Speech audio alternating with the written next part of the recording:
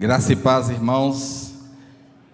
Quero dizer da alegria de retornar à minha igreja. Quero dizer da alegria de retornar de férias. Nós fomos abençoados por um tempo de férias. Estivemos no mais belo estado desse país. Estivemos em Goiás. E com todo respeito à terra de vocês, eu quero dizer que não existem Campinas, não existem montanhas, não existem vales tão belos quanto daquela terra. Eu os desafio a conhecer para que a gente possa fazer uma comparação. Mas não existe imagem tão linda quanto ver os irmãos daqui. Que bom é retornar à igreja do Senhor. E é exatamente nesse dia em que retornamos à casa do Senhor que temos o privilégio de trazer a palavra hoje à noite. E ao mesmo tempo, irmãos, que é um grande privilégio, é também uma grande responsabilidade. Pelo que já conto de pronto com a oração intercessória dos irmãos, para que exatamente aquele recado que o Senhor colocou em nosso coração seja fielmente entregue. Que não falemos de nossa própria boca, de nossa própria mente, mas que sejamos canal pronto e desimpedido à fala do Senhor, que tem um recado explícito, tem um recado especial para cada um de nós hoje à noite. Também eu quero saudar os irmãos que estão pela internet e estender essas palavras também a eles que estão conosco de forma virtual. Que o Senhor abençoe esse tempo que estamos juntos, em nome de Jesus. 4 segredos da lei do Senhor para um ano feliz. Curiosamente, não combinei nada com o pastor Marcelo, nós fizemos hoje uma dobradinha de salmos. Hoje pela manhã, quanta profundidade, quanto ensinamento aprendemos em Salmos 36. Que palavra abençoada o Senhor nos trouxe através da vida do pastor Marcelo. Que o Senhor te abençoe, pastor, e continue assim nos edificando. E hoje, irmãos, nós vamos continuar essa caminhada no livro de Salmos. Só que eu fui um pouquinho mais corajoso do que o pastor Marcelo e escolhi simplesmente o maior salmo da Bíblia. Então os irmãos tenham bastante paciência, são apenas 176 versículos, o maior salmo da Bíblia. Calma, irmão, respira, não leremos todos certamente. Porém, eu quero que você mantenha a sua Bíblia aberta nesse salmo. Enquanto você o faz, eu quero te desafiar a parar mais nessa porção da palavra de Deus. Talvez pudesse dizer, infelizmente, pelo seu tamanho, o Salmo 119 nos assusta. Talvez pela sua extensão, afinal são 176 versículos, o Salmo 119 faz que dele fujamos e prefiramos o Salmo 117, o menor deles. Mas eu quero desafiar os irmãos a se aprofundarem, a observarem a riqueza dessa porção da palavra de Deus. O nosso texto áureo se encontra no versículo 105, cuja leitura, mesmo assentados, mas nada menos respeitosamente diante da palavra de Deus, eu gostaria que os irmãos acompanhassem comigo. Salmos 119, o conhecidíssimo versículo 105. Lâmpada para os meus pés é a tua palavra, e luz para o meu caminho. Interessante anotar, irmãos, que o livro de Salmo é um livro que faz parte da coletânea de livros poéticos, de livros da sabedoria da palavra de Deus. E a sua construção é uma construção literária, a sua construção é uma construção artística. Muitas vezes você precisa mudar um pouquinho o seu olhar, entender a disposição das frases para que ela faça sentido para você. E nós vamos trabalhar um pouquinho isso hoje. Como já disse, esse é o maior salmo da palavra de Deus, esse é o maior salmo do livro de Salmos. E esse salmo ele é estruturado de uma forma bastante particular. São 22 salmonetes, são 22 pequenos salmos adidos a cada 8 linhas. E curiosamente, a cada 8 linhas, forma-se um acróstico, iniciando-se com uma letra do alfabeto hebraico, da primeira à 22ª letra. Daí, 176 versículos. Que construção interessante, talvez uma forma de buscar facilitação da memorização, ou simplesmente um recurso literário, um recurso artístico. A sua autoria é muito discutível. A palavra de Deus não deixa claro quem escreveu, se é que um único autor o fez, quem escreveu Salmo 119. Há, porém, boa parte dos autores que defendem que o Salmo 119 vem da pena de Davi. E talvez a gente possa realmente reconhecer alguns vislumbres, algumas características muito próprias da vida de Davi: o sofrimento, a perseguição, o numerário de inimigos, o gosto pela vida pastoril, as referências à cultura das ovelhas, e os irmãos podem facilmente observar esses aspectos, observando, lendo cuidadosamente esse rico texto da palavra de Deus. E qual é a tônica do Salmo 119? Se nós pudéssemos resumir numa frase, se nós pudermos trazer um substrato desse extenso capítulo de Salmo, nós poderíamos dizer que a tônica do Salmo 119 é a apresentação da palavra de Deus como a lei do Senhor. E é com esse olhar de entender e de observar essa perspectiva da palavra de Deus como a lei do Senhor, que nós vamos fazer algumas considerações hoje à noite. Interessante, irmãos, que as leis do Senhor revelam o caráter de Deus. Da mesma forma, a formatação em leis, da forma como foi construído o Salmo 119, também revela-se o caráter de Deus. As leis do Senhor não são revogáveis. Curioso a gente pensar nisso. Elas são para todos, elas são universais e elas não são revogáveis. Além de serem irrevogáveis e universalmente aplicáveis para todos, as leis do Senhor não admitem desconhecimento, embora frequentemente cometamos esse pecado de desconhecer as leis do Senhor. E é curioso que nesse aspecto se parece com as leis humanas. Nós pensemos nas nossas leis nacionais, não podemos absolutamente argumentar desconhecimento de uma lei qualquer para infringi-la. Está implícito que todo cidadão brasileiro deve conhecer as leis do seu país. E é curioso nesse pano inicial, nessa introdutória, nós considerarmos esses aspectos, irmãos, que são tão ricos. Já são passados 14 dias desse ano, e talvez a primeira pergunta que a gente então deva fazer, se a lei do Senhor, se a palavra do Senhor tem toda essa força e essa caracterização, quanto eu tenho devotado do meu tempo, do meu dia, dos meus recursos para a palavra de Deus? O Salmo 119, irmãos, nessa construção nessa formatação de lei, ele vai se valer de várias situações do dia a dia, várias situações absolutamente aplicáveis à nossa realidade hoje, para a apresentação de leis que eu e você não podemos jamais ignorar. Eu quero trazer de uma forma bem rápida, ainda à guisa de introdução, 6 exemplos bem rápidos. Primeiro, em relação às tentações da mocidade, acompanhe comigo, versículo 9: como purificará o jovem o seu caminho? Agora o salmista constrói essa questão na forma de uma pergunta, e ele mesmo traz a resposta: observando o seu caminho, o caminho desse jovem, conforme a tua palavra, ó Deus.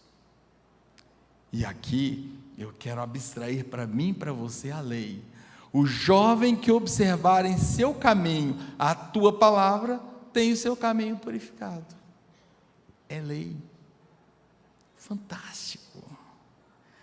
Acerca do materialismo, os versículos 36 e 37. Inclina o meu coração a teus testemunhos e não a cobiça. Que lei maravilhosa está nas entrelinhas, irmãos. Há uma lei que diz que ou o nosso coração se inclinará à cobiça, ou o nosso coração se inclinará às coisas do Senhor, aos seus testemunhos.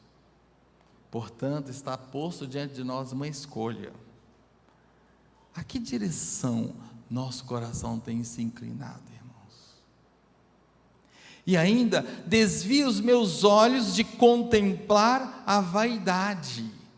A vaidade é aquilo que passa, que não tem valor, que nada é, que não faz sentido. Desvia os meus olhos de contemplar a vaidade e vivifica-me no teu caminho. Olha a lei, aquele que vivifica-se no caminho do Senhor, não contempla a vaidade. É lei. É lei, meus irmãos. E quanto ao opróbrio e ao desprezo, versículo 22, olha só: tira de sobre mim o opróbrio e o desprezo.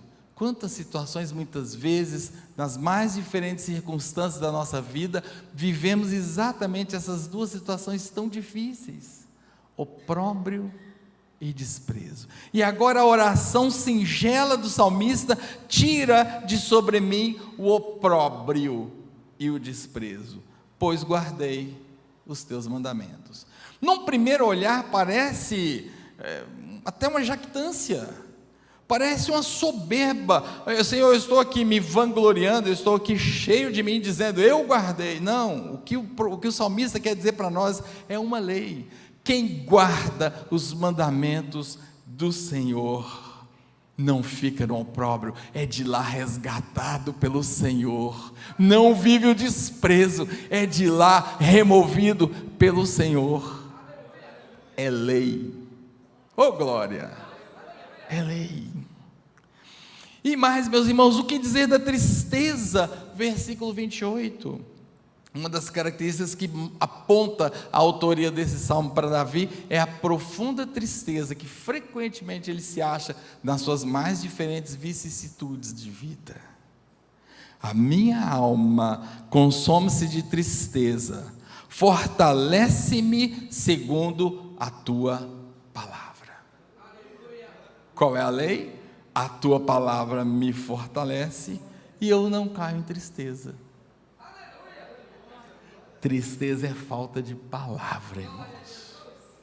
Eu vou repetir: tristeza é falta de palavra. É a palavra de Deus que nos ensina hoje. Quinto exemplo, difamação, versículo 69, toma nota aí na sua Bíblia. Os soberbos forjaram mentiras contra mim, mas de todo o coração guardei os teus preceitos. Aquele que guarda os teus preceitos de todo o coração não sofrerá o dano quando levantarem difamação e mentira contra ele. É lei. Está estabelecido na palavra de Deus. Tomemos posse, irmãos. Sexto exemplo, perda de liberdades. Tem alguma coisa a ver com o contexto que a gente vive hoje? Perdas de liberdades. Quanto nós sentimos das nossas liberdades ameaçadas. Olha o que diz a palavra de Deus, versículo 45. Estamos aqui fazendo um passeio ao longo desses 176 versículos do Salmo 119. Eu andarei em liberdade, pois busquei os teus princípios. Quem busca os princípios do Senhor andará em liberdade. Essa é a lei, irmãos. Então, nesse momento, eu acho que eu já consegui mostrar para vocês quanto de lei, quanto de formatação no modelo de lei se observa nesse tão esquecido, por ser extenso, salmo da palavra de Deus. Desafio você, durante a semana, começa a percorrer. Não precisa ler os 176 versículos de uma tomada só. Beberica por doses, pequenas doses, mas aprofunda. Busque o que a palavra do Senhor quer falar com você. Com tudo isso em mente, considerando que Salmo 119 formata a palavra de Deus na forma de leis para nos abençoar, voltemos ao nosso olhar ao princípio, ao nosso tema. Como construir, como planejar nossa vida em 2023? Você já parou para dar uma olhada no que foi final de 2022, início de 2023? Você já parou para pensar um pouco nos cenários? Quanto, irmãos, de incerteza, quanto de insegurança, quanto de rumores, quanto de tremores, quanto de abalos. E já quero tranquilizar os irmãos que não estou aqui com a minha mente fechada no âmbito político nacional, eu estou com um olhar muito mais aberto. Olhe para o mundo, os cenários se repetem, exatamente com essas características, e isso vai nos minando, irmãos, isso vai trazendo um certo desânimo para nós, porque eu vou planejar o meu ano, porque eu vou sonhar coisa alguma, diante de circunstâncias e de perspectivas tão ruins, tão sombrias. Como planejar e como executar o que se planejou para 2023 nessas circunstâncias? E agora eu quero então evocar o nosso texto áureo para que a gente comece a entender o que o Senhor tem para nós em 2023, para que nós possamos entender o que esse salmo tem a ver com o meu e com o seu planejamento 2023. Eu quero que nós voltemos ao versículo 105, luz para o caminho. Quando nós pensamos em caminho, nós pensamos em direção, nós pensamos em rota, nós pensamos em trajetória, nós pensamos em planejamento estratégico. Essa é a ideia de caminho. E agora vem a palavra do Senhor e diz assim: a palavra do Senhor é a luz para o nosso caminho em 2023. Irmão, já entendeu que em 2023 você precisa ter um novo relacionamento com a palavra de Deus? Já entendeu que em 2023 o relacionamento a lá desodorante, ou seja, colocar no âmbito axilar para trazer a Bíblia à igreja, não serve mais para a sua relação com Deus? Me desculpe. A Bíblia deixada, empoeirada e fechada ao longo da semana não fará diferença na sua vida. Não adianta carreá-la para a igreja no domingo. Não adianta. Amém? Porque se eu quero luz para o meu caminho, nesse ambiente tão sombrio, nessa perspectiva que parece nada bela para os nossos dias, eu preciso do relacionamento com a palavra de Deus, para que essa luz venha ao meu caminho. Lâmpada para os pés. Quando nós pensamos em pés, irmãos, nós pensamos em execução. Agora acompanhe comigo, olha que belo, olha que par. O caminho aponta planejamento, tão coerente, tão convidativo para o início de ano. Mas de nada adianta o caminho se não houver pés que o planilhem. De nada resolve o caminho se ele não for palmilhado. E agora a palavra de Deus nos traz mais uma compreensão. Lâmpada para os pés é a tua palavra. Num primeiro momento pode não fazer muito sentido para você, então eu quero te trazer uma contextualização. Nós estamos falando aqui de uma cultura do Israel antigo. Nós estamos falando de uma topografia de relevo acidentada. Nós estamos falando de caminhos ermos, muitas vezes picos no meio de vegetação agreste, cheio de pedras, cheio de rochas incertas, cheio de buracos, cheio de serpentes noturnas, que amam abocanhar tornozelos dos incautos. E agora então esse povo que muitas vezes tem que fazer incursões noturnas, pensem por exemplo, o pastor ao retornar das suas incursões com as ovelhas, muitas vezes era surpreendido pelo rápido cair da noite, e ele terminava a sua caminhada no escuro. Sabe o que inventaram? Inventaram a moda da vez, grandes alpargatas feitas de couro, muito maior que o pé do seu usuário, que na frente tinha um recipiente, enchia-se de azeite, colocava-se fogo, e agora a cada passo havia uma iluminação especial. Agora não se tropeçava em pedra, agora não se calcava o pé em buraco, onde poderia haver um basilisco pronto para o ataque, ou quem sabe uma víbora terrível à espera daquela tropeçada. Agora o caminhar era seguro, porque havia uma iluminação para cada passo. Cada pisada era claramente iluminada por aquela maravilha da indústria de calçado da época. Eu preciso de evocar essa imagem para entender que a palavra de Deus é luz para o caminho, mas também é lâmpada para os pés. Planeja a direção e ajuda na execução. É assim, irmãos, que nós vamos ter um 2023 diferente.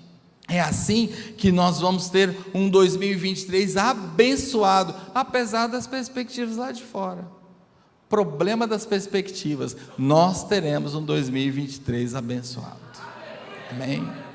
E agora então, quais são os segredos para que eu tenha essa iluminação de caminho? Qual é o segredo para que eu tenha essa iluminação dos meus passos, de acordo com o que me afirma a palavra de Deus? E eu quero apresentar para os irmãos 4 segredos. Feito todo esse pano de fundo introdutório, 4 segredos para que o meu caminho e o seu caminho, para que os meus passos e os seus passos sejam iluminados em 2023. Primeiro segredo: faça da palavra do Senhor fonte de instruções. Eu me impressiono com o comportamento dos jovens.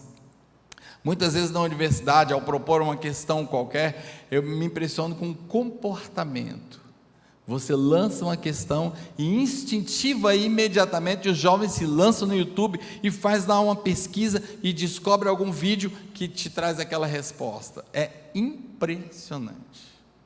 Vendo isso, irmãos, eu fiquei outro dia pensando: se fizéssemos isso com a palavra de Deus. Se fizéssemos assim com a palavra de Deus.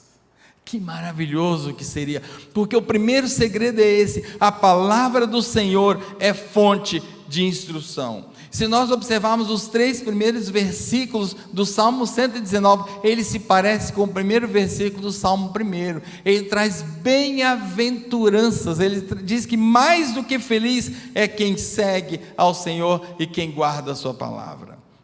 Lá no versículo 1 está escrito: bem-aventurados que trilham caminhos retos e andam na lei do Senhor. Bem-aventurados que guardam os seus testemunhos e o buscam de todo o seu coração. Bem-aventurados que não praticam a iniquidade, mas andam nos seus caminhos. O primeiro segredo, irmãos, para que a nossa vida seja abençoada, o primeiro segredo para que o nosso caminho seja claramente iluminado, o primeiro segredo para que os nossos passos sejam seguros, é exatamente fazer da palavra do Senhor nossa fonte de instrução. A instrução da palavra de Deus evita a vergonha. Versículo 6 e versículo 22, anote para que você depois confira. A instrução da palavra de Deus cultiva um coração íntegro diante do Senhor, versículo de número 7. A instrução do Senhor traz vida plena, versículo de número 9. A instrução do Senhor, ouçam isso, evita a vida de pecado. Eu vou repetir, a instrução da palavra do Senhor evita a vida de pecado. Versículos 10, 11 e 30. E talvez nesse momento seja mais um tempo de uma pequena reflexão, irmãos, uma pequena parada. Qual tem sido a minha e a sua fonte de instrução? Nas mais diferentes questões que se nos surgem no nosso dia a dia. Onde é que nós temos buscado referência de instrução? Faça da palavra do Senhor a sua fonte de instrução, e o seu caminho será iluminado, e os seus passos serão passos seguros. O segundo segredo, à luz desse maravilhoso salmo, irmãos, é: eleja a palavra de Deus como coisa preciosa em sua vida. Eleja a palavra de Deus como coisa preciosa em sua vida. Lá no versículo 33 está escrito: ensina o caminho dos teus decretos. Entendendo essa preciosidade, essa importância da palavra de Deus, o salmista diz: Senhor, eu preciso aprender esse caminho, eu preciso aprender a tua palavra, eu preciso absorvê-la. Ensina-me o caminho dos teus decretos, inclina meu coração para os teus testemunhos e não para a cobiça. Versículo 36, o Senhor é a minha porção. Versículo 57, passagens denotando essa ideia, irmãos, da coisa preciosa. Ele é tudo que necessitamos como herança. A palavra do Senhor vale mais que o ouro e a prata mais finos. Versículo 72. Irmãos, quando eu li isso, a gente está muito pouco afeito a ouro e prata em nossa cultura, né? É claro que principalmente o ouro continua com seu valor, mas eu resolvi, por minha conta e risco, trazer uma contextualização moderna. Já pensou você dizendo assim: Senhor, graças te dou por tua palavra, que vale mais que milhares de dólares? Você teria coragem de orar assim? É isso que a palavra está nos ensinando. Senhor, eu te dou glória, porque não vale milhares de euros abrir mão da tua palavra. Teríamos coragem? É isso que a palavra está dizendo.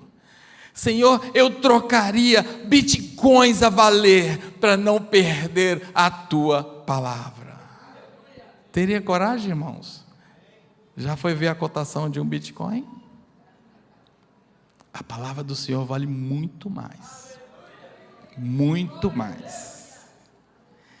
E é exatamente agora que, diante desse segundo segredo, que você e eu precisamos parar e nos responder com toda sinceridade: como tem sido a nossa escala de valores? Como nós temos ordenado os valores da nossa vida? Que lugar tem a nossa vida espiritual? De verdade. Que primazia tem a palavra de Deus no nosso dia a dia? Se ela vale mais do que ouro, se nós podemos, com todo respeito pela palavra de Deus, contextualizar e dizer que valeria mais que dólar, mais que ouro, mais que euro, mais que bitcoin, que valor eu e você damos na prática no dia a dia? Nós temos em nossas mãos, irmãos, com toda liberdade, nós temos uma preciosidade. Que pena é que disso nem tenhamos consciência.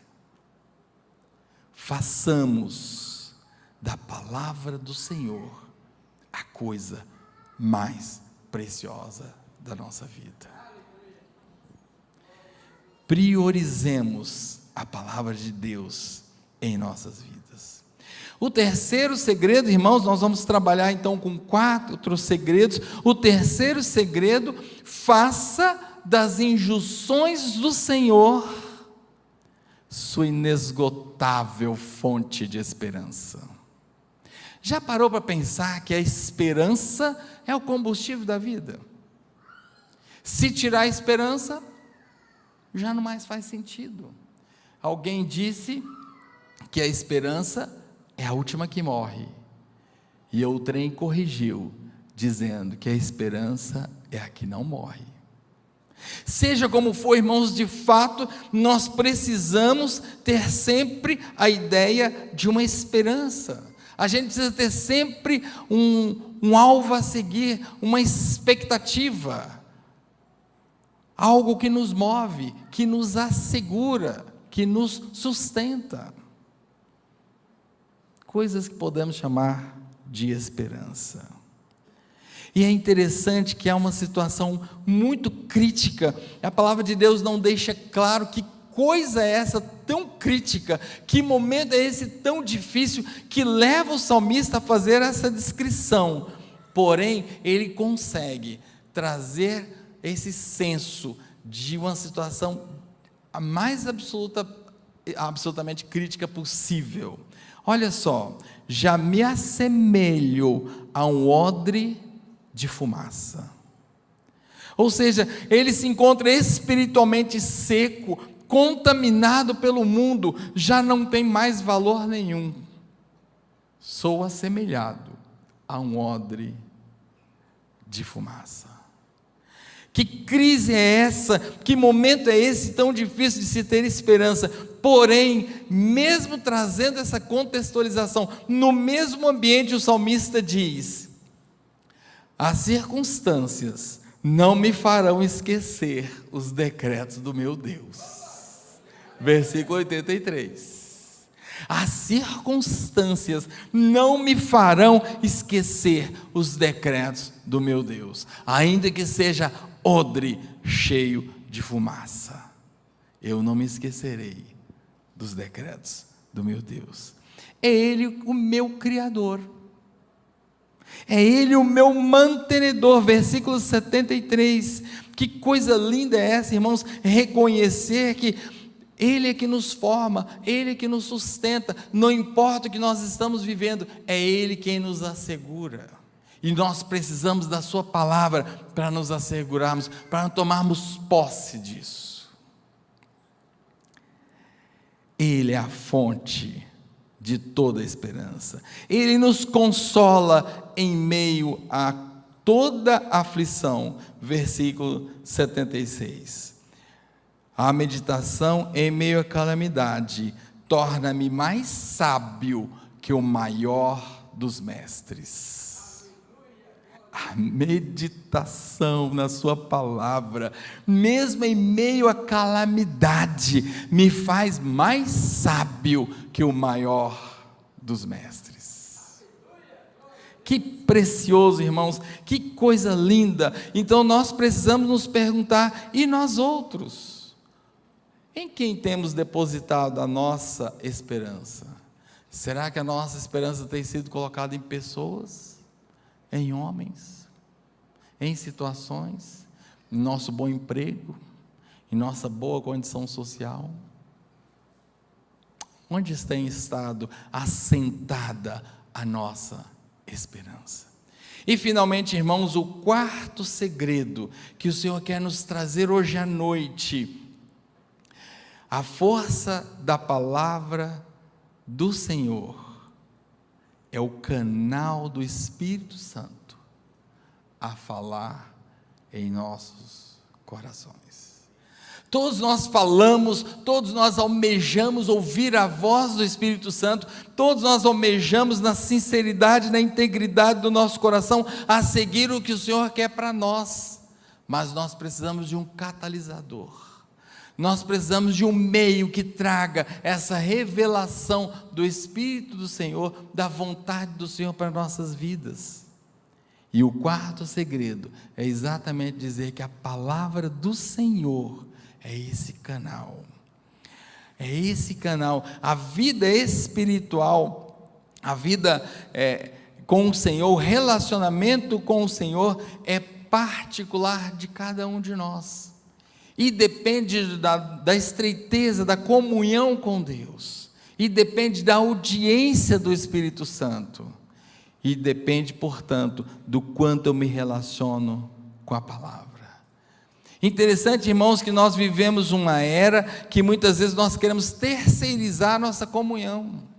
A intercessão é maravilhosa, a intercessão é muito importante, mas quantas vezes nós saímos pedindo aos irmãos que orem por nós, e nós mesmos não oramos mais, afinal tantos estão orando por nós, mas não pode, que oremos por nós, porque a palavra diz que a oração do justo pode muito em seus efeitos, mas isso não dispensa eu e você de clamarmos diante do trono da graça, porque relacionamento com Deus é pessoal, exclusivamente pessoal. A intercessão só fortalece essa relação, mas não a substitui. Você e eu precisamos entender isso. Ao caminhar, irmãos, para o final do capítulo, é interessante que alguns movimentos vão se observando. A apresentação é muito virada para o para mim, a minha pessoa é muito voltada, e de repente se estabelece a ideia de um tribunal. Observe, nos últimos versículos do Salmo 119, você vai notar isso. E agora o salmista desfila uma enormidade de inimigos e os apresenta ao Senhor, e do Senhor espera salvação, e é absolutamente pessoal, é absolutamente em primeira pessoa que ele faz estas imprecações ao Senhor, que ele clama ao Senhor. Ele não terceiriza o seu clamor ao Senhor, ele o faz, apresentando ao Senhor os seus inimigos. Interessante também notarmos, a partir do versículo 164, o zelo pessoal do salmista é tão intenso que ele diz o seguinte: 7 vezes ao dia te louvarei. Irmãos, como isso me impressionou essa semana. 7 vezes por dia te louvarei. E tenho certeza, isso aqui não é força poética, não é recurso literário, é realidade. É um retrato de uma vida que entendeu o valor do relacional. Você já parou para pensar, dividir seu dia em 7 momentos, para tudo e falar com Deus? Coisa maravilhosa. Ainda que seja por um instante. Que exercício espiritual maravilhoso, irmãos, se fizermos isso. 7 vezes ao dia, parar para louvar, para se conectar com o Senhor. Que coisa maravilhosa. E finalmente, no último versículo, há uma confissão pessoal que particularmente acho maravilhosa, e é um outro indício que aponta a autoria davídica desse salmo. Olha o que está escrito: desgarrei-me como ovelha perdida. Ele está confessando ao Senhor: desgarrei-me como ovelha perdida. Aqui é interessante, ele está se reconhecendo como ovelha, com toda a sua limitação. Quem estuda ovelha sabe que ovelha é perdida, ovelha precisa da direção do pastor, e ele está dizendo que ele fugiu dos auspícios pastorais, e agora ele se desgarrou, e desgarrado não conseguirá retornar ao aprisco. Daí essa confissão na forma de clamor, daí essa oração: resgata o teu servo, porque não me esqueci dos seus mandamentos. Lembram-se da formatação de leis? Aqui está uma lei preciosa: aquele que não se esquece dos mandamentos do Senhor será resgatado quando se desgarrar como ovelha perdida. Que segurança, irmãos, que coisa maravilhosa. Vale a pena se dedicar ao Deus dessa palavra, vale a pena gastar tempo com ela, porque essas leis todas zelam por nossas vidas. E finalmente, para a gente finalizar esse quarto segredo, eu quero voltar lá no princípio do capítulo, lá no versículo 11. Se essa porção da palavra de Deus não estiver grifada, grifa aí na sua Bíblia, porque ela é muito profunda. Diz assim: escondi a tua palavra no meu coração, para não pecar contra ti. Sabe, irmãos, existe um problema, nem deveria ser um problema, mas é um problema da nossa cultura, aqueles versículos que, particularmente a gente que nasceu na cultura cristã evangélica, a gente repete a exaustão, mas não entende determinadas passagens. O que o salmista está dizendo é o seguinte: ele se saturou da palavra de Deus, o seu coração está repleto da palavra de Deus, e isso é um antídoto para que ele não peque. Agora pensem comigo a circunstância: por um processo, do qual já falaremos, o salmista se enche da palavra de Deus, ele tem seu coração saturado da palavra de Deus, e agora vem a circunstância de pecado, e ele está agora na iminência de pecar, e o Espírito Santo, lembra do canal? E o Espírito Santo vai adverti-lo daquela condição iminente, e ele precisa evocar aquele substrato do qual o coração está cheio. Então, com toda facilidade, o Espírito Santo pega aquela ficha, aquela porção da palavra de Deus, da qual está cheio o coração, e traz à mente, e aquela situação de pecado é evitada. É isso que a palavra de Deus está falando. Agora, irmãos, se o nosso coração está ressequido, dessaturado da palavra de Deus, o Espírito Santo até tenta buscar o substrato e não encontra, então passamos adiante e sofremos a pena do pecado, porque não havemos escondido a palavra de Deus em nosso coração. Que coisa grave. Portanto, irmãos, façamos da palavra de Deus nossa fonte de instrução, elejamos a palavra de Deus como coisa preciosa, tenhamos a palavra de Deus como canal que vai abrir essa comunicação do Espírito Santo para nosso coração. Seja a palavra de Deus toda fonte de esperança para o nosso viver, e assim nós teremos um 2023 frutuoso. Não são as circunstâncias lá fora que vão determinar como será o nosso 2023. Não são os horizontes políticos, não são os horizontes econômico-financeiros, não é o quanto a nova era já se implantou e já se tem colocado lá fora. Não é isso. É o quanto eu e você estamos dispostos a gastar com a palavra de Deus. O Senhor dá de forma democrática e universal 24 horas para nós. Quanto gastamos com a palavra de Deus? Você já fez uma concorrência com o seu celular? Você já observou a concorrência das redes sociais e do tempo gasto com a palavra de Deus? É oportuno pensar isso, irmãos. É início de ano.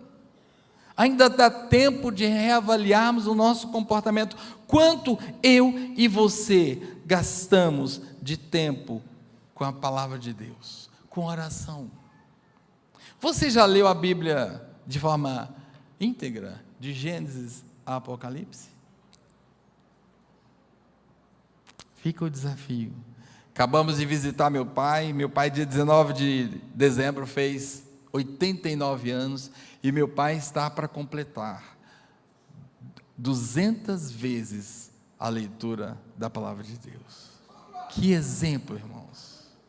Mas não é apenas a leitura da palavra de Deus na íntegra, como um livro qualquer. Eu quero trazer para você, nesse fechamento, eu quero trazer para você a ideia da meditação da palavra de Deus. A meditação que é diferente do conceito mundano de meditação.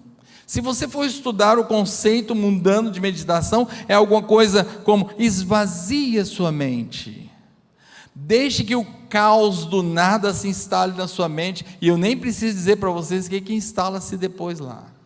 A ideia de meditação da palavra de Deus é exatamente o contrário: replete da palavra de Deus à sua mente. Rumine, rememore, reconsidere, repita a palavra de Deus. Eu sei que de novo nós temos um problema com a repetição, porque a gente vai se lembrar de Jesus dizendo assim: não useis de vãs repetições. Irmãos, Jesus não disse não useis de repetições, ele disse não useis de vãs repetições.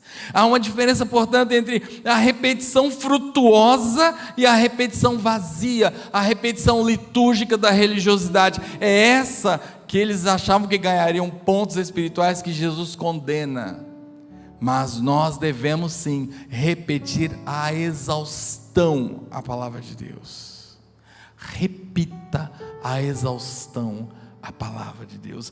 É uma repetição frutuosa, uma repetição edificante, uma repetição na qual você se encha a cada dia, na qual o Espírito Santo ressignifica cada vez que você repete aquela palavra com um novo significado, com um novo contexto, com um novo quilate, porque a palavra de Deus é viva e eficaz, ela é inesgotável. Repita. Você repete música mundana, você repete literatura inadequada. Por que não repetir a palavra de Deus? Repita, rememore, rebusque a palavra de Deus. Essa era a mensagem, irmãos, que o Senhor colocou em meu coração. Essa era a mensagem que ardia trazer para os irmãos, e eu peço aos céus, eu peço ao Senhor que eu tenha sido instrumento para trazer da forma como o Senhor queria que fosse trazido para o coração de todos nós. E eu queria terminar fazendo para você e para mim um desafio. Eu queria que nesse momento você parasse por um instante para pensar como tem sido o seu relacionamento com a palavra de Deus. Quem sabe você precise reconsiderar o tempo. Quem sabe você tem que reconsiderar a forma como você lê. Quem sabe a sua Bíblia seja mais um halterofilismo bíblico do que leitura e meditação. Aquela situação que já penoso ali no final do dia, mais se torna um exercício do bíceps quando você está cochilando com a Bíblia na mão, do que uma meditação diante de Deus.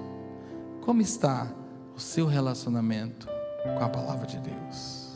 E se você, mas apenas se você está disposto a ressignificar o seu relacionamento com a palavra de Deus, e assim ressignificar o seu relacionamento com Deus, que é o Deus da palavra, e assim ressignificar o seu 2023, somente nesse caso, eu quero te pedir para colocar-se de pé. Se você entende: Senhor, eu preciso de mais, Senhor, eu quero mais de Ti, eu quero entender mais a Tua palavra, eu quero gastar mais tempo, menos redes sociais e mais palavra de Deus. Então você vai colocar diante de pé, não porque eu estou pedindo que você se coloque de pé, mas você está se colocando de pé diante de Deus, e Deus vai te ver de pé, e Deus vai te abençoar, e vai edificar a tua vida. Pai, eu quero te glorificar, Senhor, eu quero te exaltar, ó Pai, com os meus irmãos, e aqui já estou de pé, Senhor, antes mesmo dele, ó Pai, desejoso, sequioso, ó Pai, carente da Tua palavra, Senhor, pedindo: venha o Espírito Santo e usa a Tua palavra como canal, e traga mais palavra, satura, Senhor, satura, que falemos espontaneamente a Tua palavra, Senhor, tão cheio se encontre os nossos corações, ó Pai, repleta, ó Pai, dá significado, Senhor, comunica a Tua palavra, Senhor, não permite que os nossos ouvidos sejam tapados, Senhor, mas ressignifica a cada dia a Tua palavra. Faz crescer nossa vida espiritual através do relacionamento com a Tua palavra, Senhor. Seja em 2023, ó Pai, a palavra do Senhor a luz para o nosso caminho, Senhor. Seja em 2023 a Tua palavra a lâmpada para os nossos pés, Senhor. Não permita, Senhor, que saiamos 1 milímetro daquele caminho que o Senhor tem proposto, que saiamos das veredas da justiça, conforme é a Tua vontade, Senhor, explanada na Tua palavra. Pai, abençoa a tua igreja que se coloca de pé, desejosa nessa noite, ó Pai, de um novo tempo relacional contigo, ó Pai. Eu oro assim em nome de Jesus. Amém. Amém. Glória a Deus.